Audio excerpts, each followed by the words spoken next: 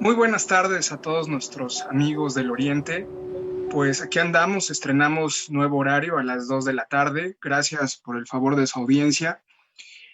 La Cámara de Diputados aprobó el pasado miércoles la extinción de 109 fideicomisos para investigación, cultura o ayuda humanitaria. El dinero, afirma el presidente, servirá para hacer frente a la pandemia y reducir la corrupción. Además, el dinero seguirá llegando a los proyectos destinados. No obstante, científicos, intelectuales, artistas, académicos han externado su indignación, inconformidad e incertidumbre en particular en torno a la decisión de desaparecer estos fideicomisos. ¿Por qué desaparecen estos fideicomisos? ¿Es su desaparición una señal correcta al combate a la corrupción? ¿Eran los fideicomisos empleados de manera adecuada antes de su extinción? ¿Cómo se garantizará la seguridad presupuestaria de los institutos y organismos que operaban bajo este rubro de fideicomisos? ¿La extinción de los fideicomisos es el camino correcto para limitar los privilegios? Para debatir este tema y llevarlo al siguiente nivel, me acompaña el doctor Pablo Mijangos, quien ya había estado aquí con anterioridad, profesor investigador de la División de Historia del CIDE, autor del Nuevo Pasado Jurídico Mexicano e Historia Mínima de la Suprema Corte de Justicia de México, publicado por el Colegio de México. Pablo, pues bienvenido, ya habíamos hablado de este tema con anterioridad, ¿no? Eh, Me parece que la gente creo que aún no tiene claro qué es un fideicomiso y cuál es la importancia dentro de su funcionamiento institucional. Y creo que muchas veces esa explicación nos ayudaría para entender la situación en la que estamos inmersos. ¿Qué es un Sí, fideicomiso? ¿Cómo funciona? sí, bueno, muchas gracias, Fernando. Buenas tardes. Gracias también a los amigos del Oriente y a la audiencia que nos está escuchando. Sí, mira, esta es una de estas discusiones que tienen una complejidad técnica enorme y que debido a pues a la manera como se está estructurando la conversación pública, se simplifica al extremo de una manera pues que a veces hasta parece grosera. ¿Qué es un fideicomiso? Bueno, un fideicomiso es un mecanismo que permite administrar dinero a lo largo de un periodo amplio de tiempo. Técnicamente es un contrato, es una figura que viene del derecho privado, del derecho civil. Es un contrato por el cual una persona afecta, destina una parte de su patrimonio a lo que se llama una institución fiduciaria, la cual tiene la obligación de cumplir una serie de fines concretos y determinados con ese dinero a lo largo del tiempo. Creo que un ejemplo muy visible, muy fácil de entender, ¿no? Es este de un de familia que dice, oye, pues yo quiero hacer un fondo, mis hijos dentro de 20 años vayan a la universidad y puedan irse de viaje y puedan comprar libros, etcétera. No sé si voy a tener yo ese dinero dentro de 20 años. Por lo tanto, lo que voy a hacer es destinar algo del dinero que tengo ahora y probablemente ingrese otros bienes posteriormente a este contrato, a esta cuenta, a este fideicomiso, para que el banco dentro de 20 años pues le pague las colegiaturas a mis hijos, les pague sus libros, etcétera, ¿no? Esa es la lógica del fideicomiso. Es una figura que, por lo tanto, se ha utilizado también en el ámbito público. ¿Por qué? Eh, Nosotros, digamos, sabemos que pues las instituciones públicas reciben su principal fuente de financiamiento del presupuesto que se aprueba anualmente por nuestros representantes, por la Cámara de Diputados, ¿no? En el caso el presupuesto federal. Sin embargo, el presupuesto tiene una serie de limitaciones en su ejercicio, fundamentalmente que el presupuesto tiene un marco de vigencia anual, ¿no? Los legisladores que hacen, oye, pues mira, ahora se necesita tanto dinero para esto, eh, para pagar sueldos, para tal cosa, se lo damos este año. Quién sabe si el año siguiente lo mantengamos igual. El presupuesto oscila eh, cada año, tiene variaciones. El problema es que las labores que hacen muchas instituciones públicas no necesariamente tienen una temporalidad anual. Ejemplo, oye, pues necesito pagar pensiones. Oye, pues las pensiones las vas a pagar durante todo el tiempo que vivan los jubilados que reciben ese dinero. Entonces, por lo tanto, creas un fideicomiso en el cual pues ya destinas ese dinero y se va pagando anualmente. Entonces, no pasa nada si en el presupuesto anual se reduce una partida, sube una partida, no pasa nada porque ese dinero ya está ahí. Es lo mismo que sucedía, por ejemplo, con el famoso FONDEN, el Fondo de Desastres Naturales. Realmente, pues no sabemos cuándo será el próximo temblor catastrófico, no sabemos cuándo será la próxima sequía terrible, el próximo huracán, etcétera. Sabemos que va a suceder y sabemos que tendrá un costo alto para la sociedad. Sabemos que los gobiernos locales no tienen los recursos suficientes para enfrentar una cosa de esta magnitud. Por lo tanto, creamos un fondo al cual le destinamos dinero, ese dinero permanezca ahí en el tiempo y se vaya utilizando según las necesidades o las catástrofes que se vayan presentando. ¿Por qué es riesgoso deshacerse de ese tipo de instrumentos? Porque entonces lo que sucede es que todo queda a discreción de entrada de las autoridades hacendarias que operan el presupuesto anual y más importante aún, depende de que el presupuesto anual exista la disponibilidad de esos recursos. ¿Qué sucede si el presupuesto se agota? ¿Qué sucede si no hay margen para incrementar significativamente la deuda externa para obtener recursos del exterior? Pues ya no se puede cumplir el fin, pues ya va a cumplir. Y esto puede ser gravísimo porque esos, en esos fondos, pues bueno, vemos cosas de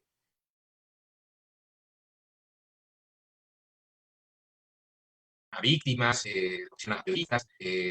fondos para ciencia y tecnología, fondos para desastres naturales, fondos para el cine y un montón de cosas más. Creo que lo único que está revelando esta política, esta medida, es que el presidente de entrada quiere pues, controlar todo el dinero que ha habido y por haber que pase por el Estado mexicano.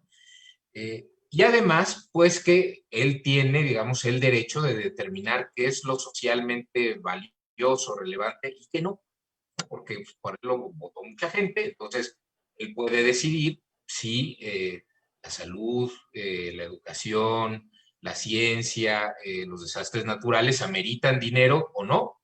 Todo debe irse a la soberanía energética.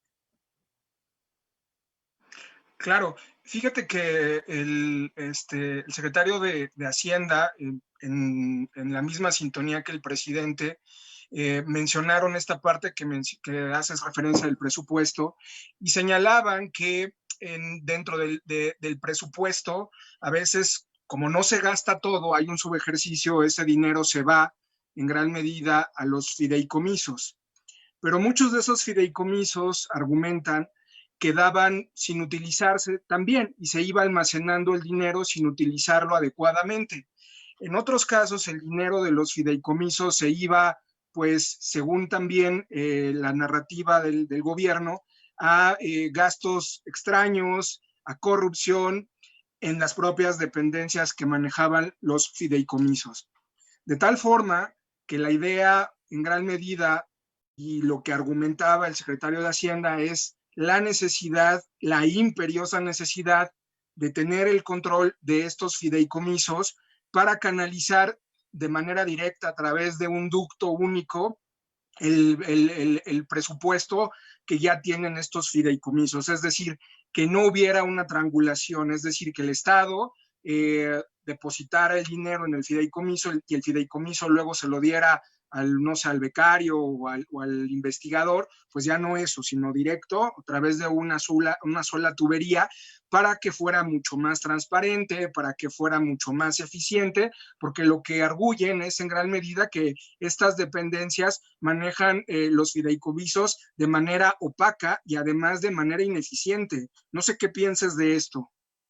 Sí, mira, aquí hay un montón de cosas que vale la pena distinguir y discutir por separado. De entrada, bueno, esta es una figura que efectivamente se ha utilizado para muchas cosas, con muchas dependencias en el gobierno. Digo nada más un detalle que no sé si tu audiencia lo sepa, ¿no? En estas medidas de extinción de fideicomisos, por ejemplo, el presidente no ha tocado, pero ni con un pétalo, los fideicomisos de la Sedena, ¿no? Que de hecho se han incrementado, según un reportaje que salió esta mañana de Mexicanos contra la Corrupción, en más de 1000%, ¿no? Entonces, hay que ver esta variedad enorme de fideicomisos que existen en el sector público y analizarlos cada uno. Yo no dudo que haya algunos que se hayan utilizado inadecuadamente, algunos donde haya habido corrupción, no tengo la menor duda. Digamos, hay un caso muy documentado, el famoso fideicomiso por los demás que hizo Morena en las elecciones de 2018 y que lo sancionó el Instituto Nacional Electoral, ¿no? De que hay ejemplos de mal uso de esta figura, los hay, ¿no? Sin embargo, hay que aclarar algunas cosas. De entrada, que en el marco actual, en el marco jurídico actual, los fideicomisos de entrada están sujetos a la ley de transparencia. Eso es un dato muy importante. Por ejemplo, este señor propagandista del gobierno, John Ackerman, ayer publicaba un artículo citando un trabajo de su esposa, que es del año del 2007, me parece. Claro, pues es una cosa muy tramposa, porque la legislación ha evolucionado desde el 2007 para acá, ¿no? De entrada por esa reforma que se hizo en el 2015 a los fideicomisos a la ley de transparencia. Pero también los fideicomisos están sujetos a, o pueden ser auditados por la Auditoría Superior de la Federación, por la Secretaría de la Función Pública, y están sujetos a una serie de criterios, de reglas de operación sumamente rígidos. Te voy a poner el ejemplo que yo conozco, ¿no? Que estamos protestando esta medida, que son los centros públicos de investigación de la red del CONACYT. Nuestros fideicomisos existen justamente con la finalidad, o bueno, con varias finalidades. La primera es la que te mencionaba hace un momento, que es poder contar con recursos que vayan más allá del presupuesto anual y que nos garanticen la viabilidad, la realización de proyectos de investigación en el mediano y largo plazo. No solo también de proyectos de investigación, también necesidades de la institución, por ejemplo, bibliotecas, pagos de programas para los alumnos, incluso algunas becas, etcétera, ¿no? Pero también es un mecanismo que, justamente por su rigidez, por el marco jurídico en el que opera, es especialmente atractivo para recibir dinero que no es del gobierno, ¿no? Sino que es de fuente externa, fundamentalmente organismos internacionales, fundaciones privadas y también lo que se llama recursos autogenerados, es decir, recursos que provienen de la venta de servicios prestados por la institución. Estos fideicomisos, ¿cómo operan? Bueno, para poder ejercer cualquier gasto con dinero de ese fideicomiso, eso tiene que pasar por un comité técnico. Un comité técnico que esté integrado por observadores externos, por autoridades de la institución, también por profesores investigadores, y, muy importante, por un representante de la Secretaría de la Función Pública, que es la titular del órgano interno de control, ¿no? Entonces, de entrada, se trata de una decisión colegiada que además debe ser pública, debe ser accesible por los mecanismos de transparencia. Esto después puede ser auditado, se tienen que dar informes periódicos del estado de los fideicomisos. Y entonces, pues, yo no sé de dónde dicen que esto es un mecanismo de corrupción. La verdad, te lo digo yo por experiencia. Por ejemplo, en nuestra división, en la división de historia, que tenemos uno de los proyectos divisionales, es la revista de historia internacional Histor. Pues uno de los gastos que tenemos que hacer para sostener esta revista, por ejemplo, es el pago de traducciones. esta revista pues publica, por ejemplo, artículos que salen primero en francés o en inglés y que nos interesa darlos a conocer a una audiencia hispanoparlante. Bueno, es necesario pagar esas traducciones y ese pago no viene del presupuesto anual, viene del fideicomiso. Por experiencia te digo que es muy difícil asegurar ese pago, porque tiene que pasar por una serie de controles muy rígidos, muy estrictos, ¿no? Normalmente se tarda meses en poder procesar ese pago, pero por lo menos el fideicomiso nos asegura que en el mediano y largo plazo existirá dinero para poder hacer este tipo de gastos. ¿Qué sucedería si las cosas pasan por este canal, no de centralizar todo en la Secretaría de Hacienda? De entrada, en el dictamen que aprobaron los diputados, el que van a discutir los senadores, no hay ningún tipo de mecanismo que asegure siquiera que ese dinero podrá ser utilizado al fin para el cual fue destinado originalmente. O sea, lo que dice el dictamen de Hacienda es, oye, se extinguen los fideicomisos, ese dinero pasa a la tesorería de la Federación, la cual pues se encargará de devolvérselo a las entidades correspondientes para que ejerzan. ¿Cuándo, cómo, bajo qué criterios, bajo qué reglas? No hay nada de eso, ¿no? En realidad, lo que sucede con este decreto es un paso más para darle una mayor discrecionalidad y concentración de dinero al presidente de la República, ¿no? El presidente de la República va a decir, oye, me llegaron estos 68,000 millones. Digo que son una basura comparado con lo que pierde Pemex y CFE cada semestre. Pero bueno, me sirven mucho ahora porque estamos gastando un dineral, ¿no? Simplemente parchando los huecos de la hemorragia fiscal en la que se encuentra la hacienda pública. Y bueno, pues lo voy a utilizar realmente para lo que yo quiera. Les diré que eso va para salud. Oye, ¿y cómo podemos seguir que eso va para salud? ¿No? Digo, ni siquiera ese aumento está previsto en el presupuesto de egresos del próximo año, o en el proyecto de presupuesto. ¿Cómo Claro. lo va a utilizar, señor? ¿No? Quisiera detenerme un poco en lo que comentas, porque hay también dentro de los defensores que arguyen la extinción de los fideicomisos, un poco la defensa también radica en la documentación que sacó Fundar en Fundar en 2018, ¿no? Que sí había una serie de fideicomisos en donde se triangularon recursos que quién sabe dónde acabaron y que no necesariamente acabaron donde tenían que acabar. Esa es una.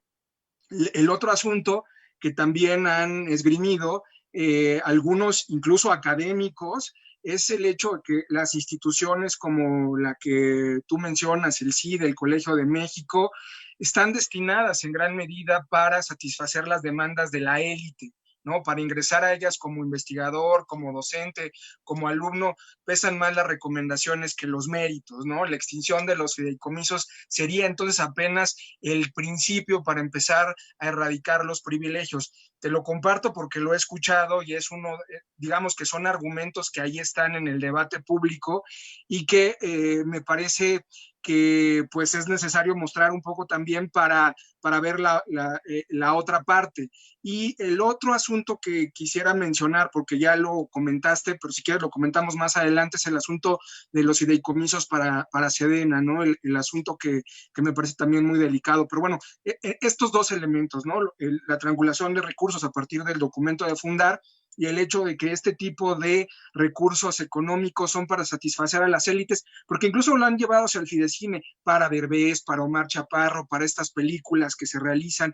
Lo he escuchado de manera reiterada. No sé qué piensas de esto al respecto, Pablo. Y mira, te contesto a las dos cuestiones. En el caso de Fundar, me llama mucho la atención la propaganda gubernamental y utilizar ese documento cuando la propia organización Fundar acaba de publicar ya varias veces documentos, manifiestos, diciendo, oigan, cuidado, ¿no? Cuidado con esto que están haciendo. De entrada, porque hay que estudiar cada fideicomiso. Cada fideicomiso es un mecanismo muy complejo. Simplemente pensemos en el de una sola institución que recibe dinero de varias fuentes, que tiene una serie de controles, de reglas de operación, etc. Hay que ver si eso está funcionando o no, si realmente hay corrupción o no. El presidente de la República, en lugar de decir, miren, aquí está nuestro diagnóstico, ¿qué es lo que ha hecho? Dedicarse todas las mañaneras a calumniar y decir, no son corruptos, pero estamos haciendo el diagnóstico, se los voy a dar unos días aquí en la mañanera, les voy a demostrar qué malos son estos señores, ¿no? Lo cual, pues, me parece que ahí el chiste se cuenta solo, ¿no? Que en lugar de que haya un diagnóstico previo, un estudio previo, algo bien documentado, serio, riguroso, como lo pidió la organización Fundar, simplemente se asume que son culpables, se calumnia a las instituciones y los funcionarios que las gestionan, y ya después se dice, ya después se los demuestro, ¿eh? Digo, en el Inter vamos a hacer la rifa del penacho y ya se olvidarán ustedes también de lo que les prometí. Bueno, entonces de entrada creo que sería necesario hacer lo que sugiere esta organización que mencionas, Fundar. Vamos a ver cada fideicomiso, vamos a ver en qué se usa el dinero, cómo se ha utilizado, si está cumpliendo sus fines y muy importante, algo que también destaca la organización Fundar, es necesario pensar en el mecanismo para reemplazar esto, porque lo que está prometido a la Cámara de Diputados es peor. Es decir, oye, vamos a curar la corrupción y la discrecionalidad dándole, multiplicando todavía más la discrecionalidad con la que actúa el gobierno federal. Es una locura, ¿no? Es decir, oye, mira, el queso te provoca gastritis. En lugar de eso, ¿sabes qué? A partir de mañana vas a empezar con una dieta de pancita y enchiladas de mole. ¿Cómo ves? Pues digo, dirías, oye, es medio absurdo, pero bueno, es lo que está haciendo el gobierno, ¿no? En segundo lugar, el argumento, y creo que ese argumento en realidad viene de este señor César Cancino, el cual también es una calumnia vulgar, ¿no? Déjame decirte por qué. Yo llevo 10 años trabajando en el Centro de Investigación y Docencia Económicas. Voy a hablar en términos personales porque creo que es la manera más directa de hacerlo. He participado en los dos procesos de admisión de licenciaturas, 5 de posgrado. Para admitir a los alumnos, de entrada no se usan cartas de recomendación. Yo nunca he visto una carta de recomendación de candidatos a maestría, a doctorado o a licenciatura. Es un proceso de admisión, sí, muy difícil, muy complejo, porque implica examen de conocimientos, entrevistas con los candidatos, además de hacer una serie de requisitos administrativos, ¿no? Que muchas veces los alumnos no pueden cumplir desde los calendarios, por ejemplo, ¿no? Estas son instituciones sumamente rigurosas, exigentes, quieren ser instituciones de excelencia. ¿Por qué? Porque el Colegio de México, el CIDE, y aquí podría sumar al resto de los centros públicos de investigación, parten de la idea de que México necesita personal altamente capacitado para resolver muchos de los problemas nacionales. Las cuestiones hacendarias, por ejemplo, pues no son sencillas. Necesitan conocimientos muy sofisticados de economía, herramientas técnicas muy difíciles. No cualquiera puede realmente gestionar muchas cosas de estas, ¿no? Por eso se necesita personal que sepa hacerlo. En el caso de las instituciones de ciencias puras, de biología, de física, de matemáticas, bueno, ahí se explica solo. Yo no le confiaría la elaboración de una vacuna a una serie de personajes electos por rifa, ¿no? No sé tú, yo no.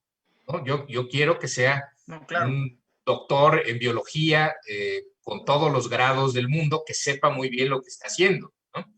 Bueno, por eso son instituciones difíciles. Son elitistas en ese sentido, es decir, oye, nosotros queremos alumnos de excelencia. Esos alumnos pueden provenir de sectores sociales muy distintos, de distintas partes del país. Yo he tenido alumnos, sí, que vienen de familias acomodadas, por supuesto, pero también he tenido muchos alumnos que no, que vienen de familias muy pobres, no de una clase media baja, ¿no? Familias pobres, pobres de verdad, ¿no? Pero pues que son chicos con una capacidad extraordinaria y una institución como el CIDE, o también lo mismo sucede en el Colegio de México, les da la oportunidad de tener una educación extraordinaria, ¿no? Y aquí el punto, digo, esto va mucho más allá de los fideicomisos, pero me interesa destacarlo.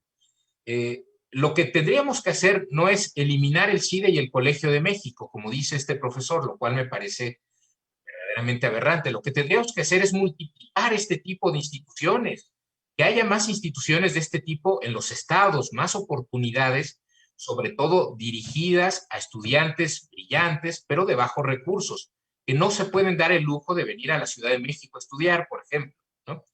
Nosotros hacemos un gran esfuerzo pues, para tener becas, para tener oportunidades, pero realmente es una institución pequeña, ¿no? No sé si alguien se ha metido a ver qué hace el CIDE, cuántos profesores lo integramos, ¿no? Son cerca de 130 profesores, una comunidad estudiantil también bastante pequeña, instalaciones pequeñas, ¿no? Lo más grande que tiene el CIDE es su biblioteca. Eh, el chiste Pablo, sería y multiplicar además de eso. eso, Sí, claro, y además de eso, bueno, nada más destacar que el CIDE tiene extraordinarios análisis e informes. Yo me declaro un lector asiduo de las publicaciones que hace el CIDE y además pues tengo alumnos que están en el CIDE y me consta que han trabajado muchísimo para estar ahí, ¿no? Es decir, hay algunos que incluso se esperan hasta un año porque no ingresaron para volver a entrar el siguiente año debido a la exigencia de la institución y en algunos casos hasta se van al CIDE Aguascalientes. Te interrumpo tantito para leer algunas preguntas que son bastantes las del público. Eh, Alejandro Cruz Pimentel, gracias. Pregunta, ¿los fideicomisos cuentan? Les voy a leer todas para de una vez como ir tomando algunas que quisieras tú complementar. Los fideicomisos cuentan con un decreto de creación y con un comité técnico donde las decisiones tomadas al interior son colegiadas, aunado a que siempre cuenta con un comisario, un poco lo que decías. ¿Por qué consideran que son corruptos? Luego, Alejandro continúa y dice, los fideicomisos protegen los recursos públicos para los fines del mismo. En manos de la TESOFE, ¿quién garantizará la entrega de los mismos? Que también es un poco lo que vas comentando. Y el último asunto de Alejandro es los hallazgos de corrupción son más visibles o notorios a través de los fideicomisos. ¿Cómo se imaginan que sería con esta extinción? Que es un poco también el rubro en el que estabas tú señalando. Steffi Rangel, que también nos ve, pregunta, ¿existe un fideicomiso que protege el patrimonio de magistrados y en qué rubro figura?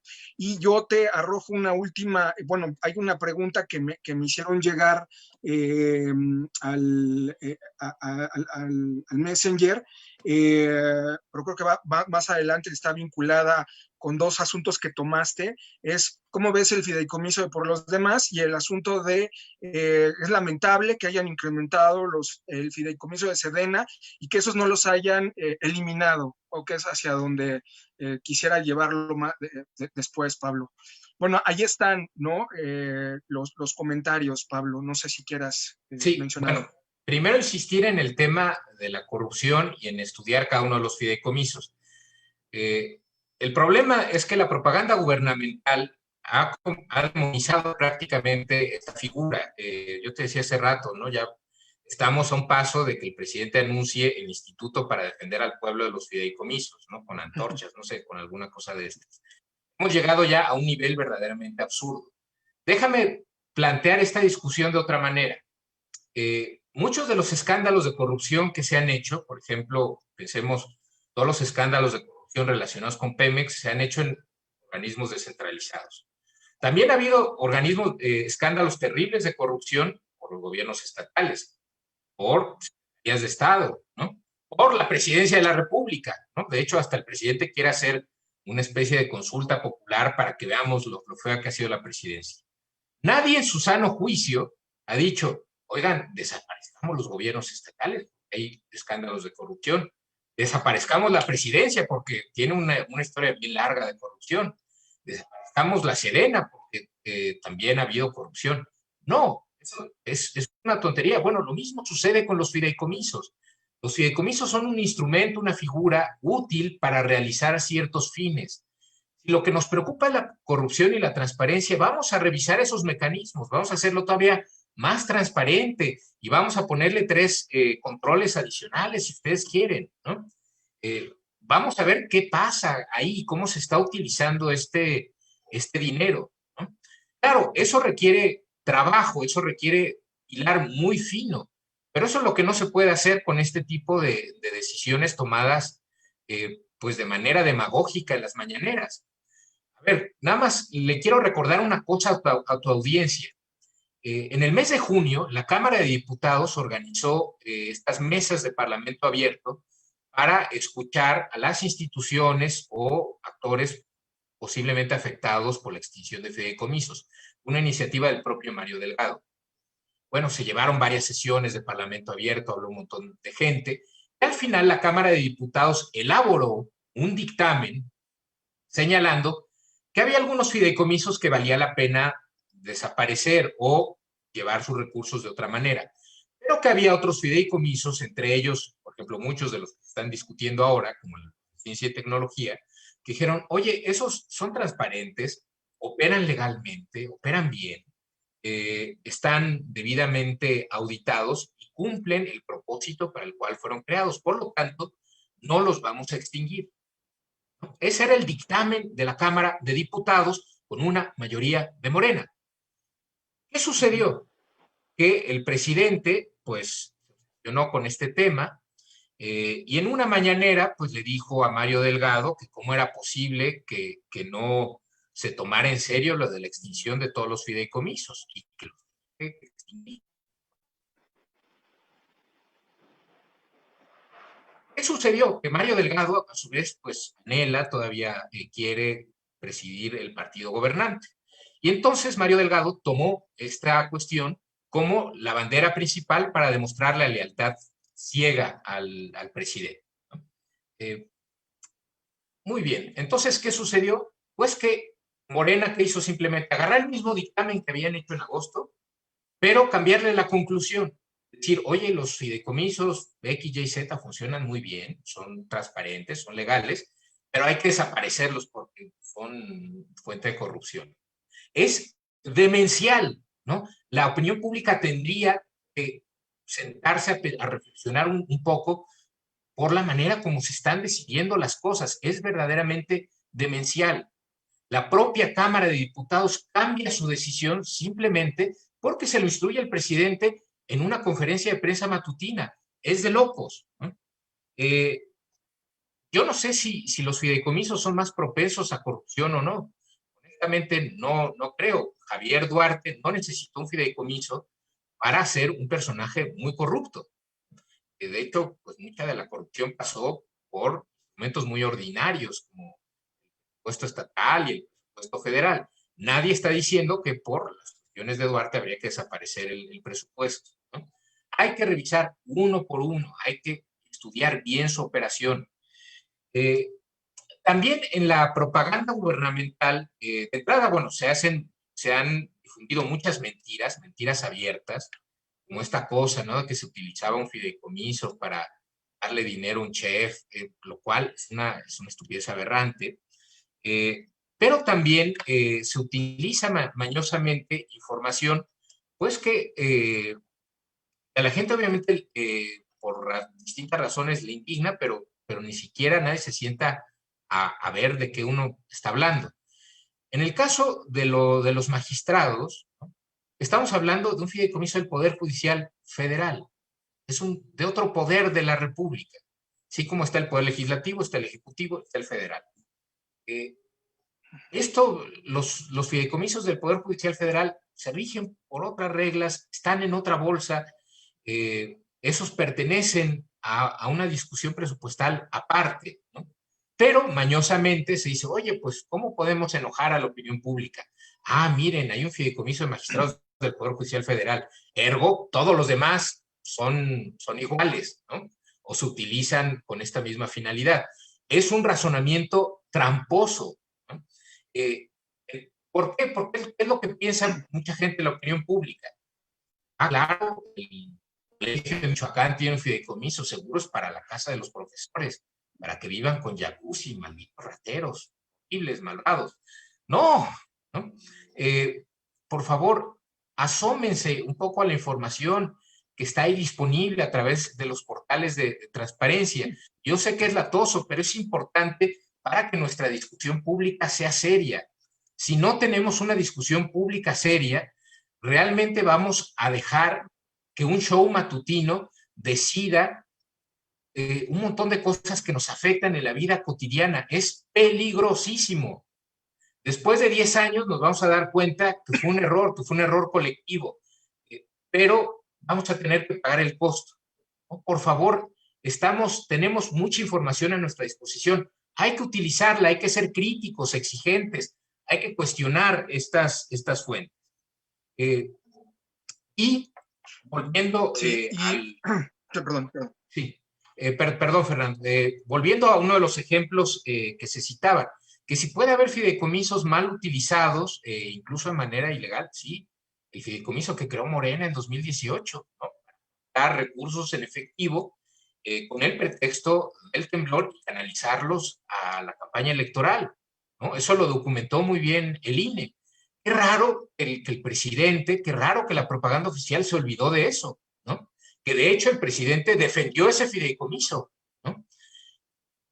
La otra cuestión, por ejemplo, lo documentaba Animal Político hace unos días.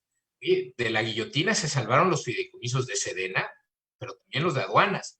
Qué curioso que eso sí tienen muchas observaciones de la autoridad, de la Auditoría Superior de la Federación. Ah, pero el presidente calla, ¿no? Eso es lo que a mí, la verdad, me saca de quicio, ¿no? Que en realidad estamos cayendo en un juego demagógico, tramposo, para no ver las cosas como son y para no analizarlas seriamente. Claro, bueno, y además el asunto de los fideicomisos que están ahí, que no se tocan, que no se cuestionan, son esos que mencionas, ¿no? Los de Sedena. Y además hay un componente extra. Muchos de esos fideicomisos y del presupuesto que se le da a Sedena puede ser considerado como de seguridad nacional y ya no hay forma de entrarle, porque ¿cómo le vas a entrar a un tema de seguridad nacional? ¿Quién lo va a auditar? ¿Cómo lo va a auditar? Y volvemos como al mismo círculo en donde no podemos salir, ¿no? Es decir, toca a todos, excepto los de Sedena, que era un poco lo que estaba preguntando uno de nuestros amigos de la audiencia, que ya lo mencionaste, ya lo respondiste, ¿no? Ahora, entiendo que mucho del dinero de estos fideicomisos, bueno, de entrada ya está comprometido, ¿no, Pablo? O sea, es un dinero que ya está comprometido, pero además no todo es del gobierno, ¿no? Es decir, no todo el dinero es de recursos públicos, también hay dinero que no viene del erario y que finalmente son aportaciones privadas. Yo no sé cómo le van a hacer ante la oleada de amparos que seguramente se van a venir encima y cómo lo van a resolver. A lo mejor sale más caro el caldo el caldo que las albóndigas, ¿no? Y el otro asunto es que no todo el dinero es líquido, ahí está, pero finalmente, por ejemplo, estaba el caso del el fideicomiso de las Afores, ¿no? Pero lo que tú mencionas también es cierto, o sea, hay un uso discrecional, pero aquí hay un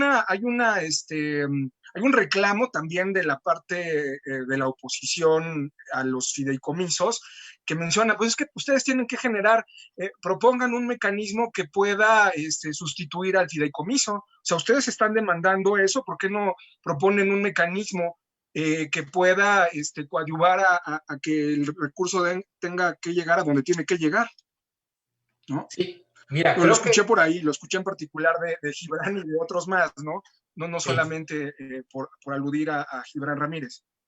Sí, mira, te voy a poner un ejemplo práctico para que veas lo complicado que puede resultar sustituir esta figura. Digo, yo sería el primero en aplaudir que hubiera una figura que cumpliera las mismas funciones, ¿no? Pero no es fácil de inventar. Vamos a suponer, ¿no? Bueno, un ejemplo de la vida real. Oye, hay una fundación internacional pues que quiere financiar estudios sobre la política de drogas en toda América Latina para pues, obtener, recabar información y proponer soluciones de política pública de alcance continental, ¿no? Esta fundación, por ejemplo, la Fundación Ford dice, oye, pues tengo una bolsa de $5 millones para este programa de política de drogas, porque me parece importante suministrar al gobierno de Estados Unidos información pues lo más seria y confiable posible para modificar la política de drogas, que es un desastre, ¿no? Que está muriendo un montón de gente, que se está tirando muchísimo dinero. Muy bien.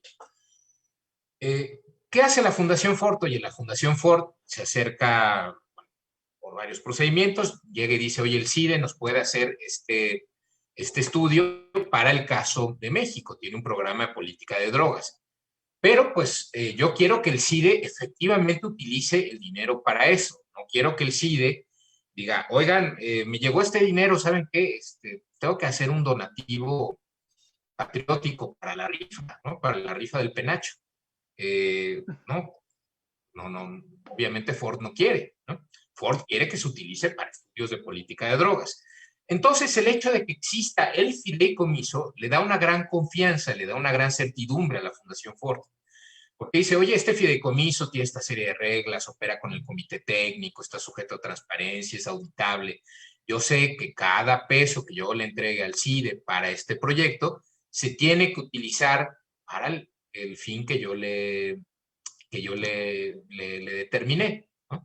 Y además eso nos permite operar fuera de los calendarios del presupuesto anual. Podemos pensar un proyecto de 3 años y medio, un proyecto de 7 años, de 10 años, etcétera, ¿no? Con una serie de entregables que no son necesariamente, que no están sujetos a las rigideces del presupuesto anual.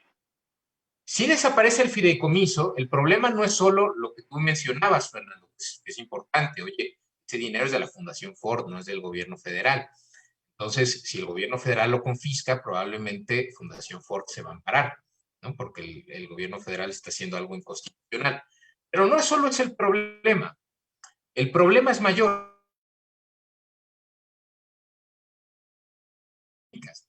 Y entonces, cuando llega alguien más a querer afectar un patrimonio para un fin determinado, nos va a decir, oye, ¿y dónde lo vamos a meter? ¿En tu patrimonio institucional? ¿En la OFE? ¿Sí, en la tesorería de la Federación?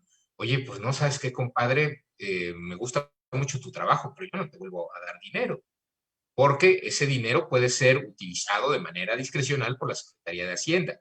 ¿Y qué pasa si yo te doy 3 millones de pesos para hacer un estudio eh, sobre política de drogas y termina destinado a comprar cachitos de la rifa del penacho?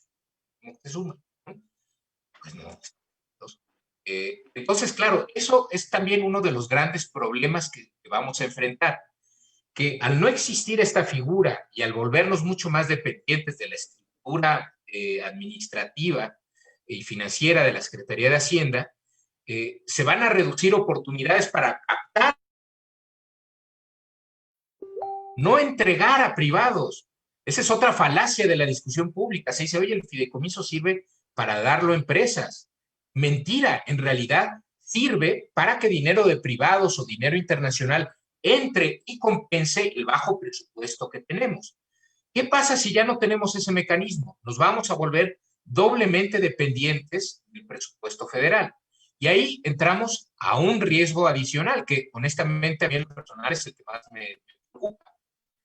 ¿Qué sucede si como institución científica tenemos que depender de lo que el presupuesto de la Secretaría de Hacienda nos nos tengan a bien dar cada año? Pues que eso le da un enorme margen al gobierno federal para intervenir en decisiones ya que son de carácter interno y académico. Ejemplo, oye, tú quieres mantener Simvestab, tú quieres mantener ese proyecto bonito sobre COVID que estás haciendo. Muy bien, te vamos a dar dinero el año que viene y te garantizo que para el siguiente. Pero, ¿sabes qué? A la directora del CONACYT, todo lo que lleve, termine en génico, transgénico, etcétera, cae bien mal, ¿no? Y resulta que tienes ahí un par de profesores que se dedican a eso. Mm, mm, mm, mm. ¿Quieres que te aseguremos la viabilidad del proyecto de COVID? Pues una de dos, le dices a tus profesores que estudian lo de los transgénicos que dejen de estudiar eso o los corres, o no te vamos a asegurar el presupuesto. Eso es lo que Claro, va a suceder. acotan la independencia, ¿no? Claro, Del es una funcionamiento. amenaza terrible a la libertad académica. Eso es algo que hemos subrayado muchísimo. En el caso del CIDE, ayer lo decía la doctora Catalina Pérez Correa, CIDE, por ejemplo, ha hecho muchos estudios que tienen que ver con visiones, drogas, y claro, muchos de esos estudios vienen de la época de Calderón, después de la de Peña Nieto y también en esta administración, pues el gobierno, tanto al de Calderón, Peña Nieto y al actual, no les gustaban, ¿no? Porque nos hacen ver mal, porque es información para evaluar políticas públicas y claro, esas políticas públicas no salen tan bien evaluadas. ¿Qué va a suceder Claro. si desaparece el fideicomiso? Oye, pues el gobierno tiene una gran herramienta para decirnos, oye, ¿qué es eso de que andes estudiando la letalidad de los operativos de Sedena? Qué poco patriótico.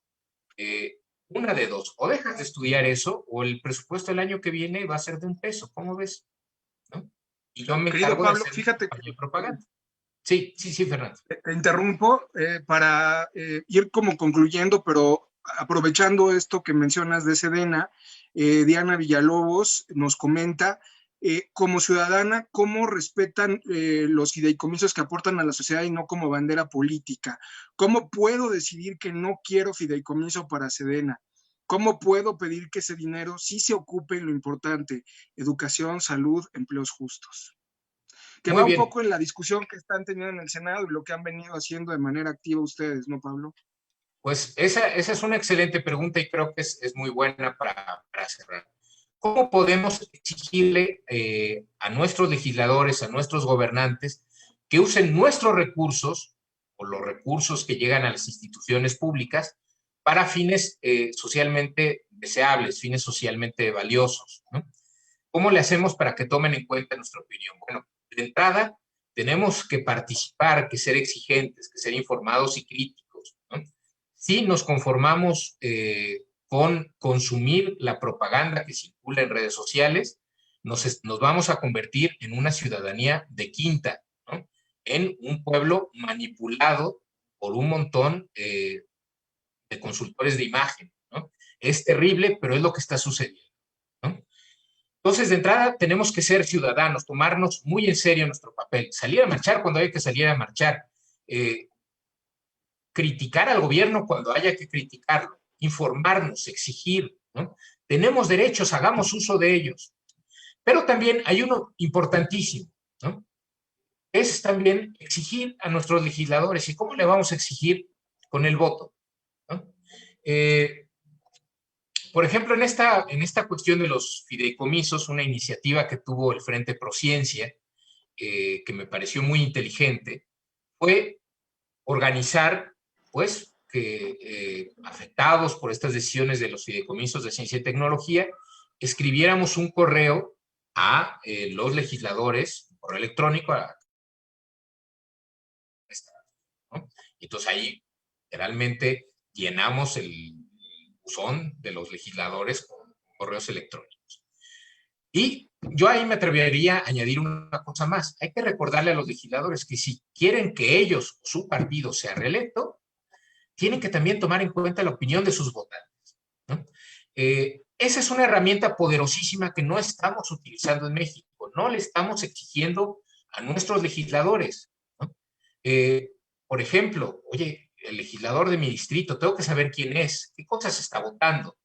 Y si está votando simplemente de manera abyecta, ciega, leal al presidente de la República, decir, oye, compadre, no te nombró el presidente, te nombré yo. Yo soy el que te nombré con mi voto. Por lo tanto, en el próximo ciclo electoral te voy a quitar mi voto. Hay que empezar a exigir eso.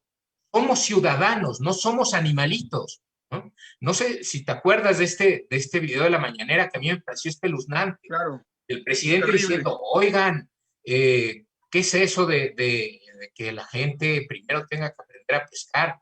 ¿Acaso hacen ustedes eso con sus mascotas? ¿No? A sus mascotas le compran su alimento, pues es lo mismo que hace el gobierno. No somos mascotas, carajo, somos ciudadanos. Hay que tomarnos muy en serio esto. Somos ciudadanos que tenemos derecho a participar, a exigir, a estar informados y sobre todo a votar. Tenemos que hacer uso de esos derechos. De otro modo, los legisladores van a hacer lo que a ellos más les convenga, ¿no? Que simplemente decirle que sí a todo al señor presidente para garantizarse su futuro político. Eso me parece terrible y gravísimo. Pues ahí está, querido Pablo, te agradezco este tiempo y como tú bien indicas, ¿no? Ahí está rumbo 2021, elección legislativa, y para que se queden los que están haciendo bien su chamba y no lanzando agravios a la sociedad. Quedamos pendiente porque este tema pues va a seguir y probablemente pues nos tengamos que volver a conectar y platicarlo. Me encantaría que no fuera así, pero finalmente. Pero te agradezco esta conversación, querido Pablo, y estamos en comunicación. Muchísimas gracias a ti, Fernando, y a todo Y tu auditorio y al Oriente. A nuestros amigos del Oriente, muchísimas gracias por acompañarnos. Recuerden que nos vemos todos los miércoles. Cambiamos el horario. Vamos a estar todos los miércoles a las 2 de la tarde hablando sobre temas de la agenda pública. Muchísimas gracias por su tiempo y un fuerte abrazo. Nos vemos, nos vamos, pero regresamos. Aquí estamos el siguiente miércoles, en siguiente nivel. Gracias. Gracias.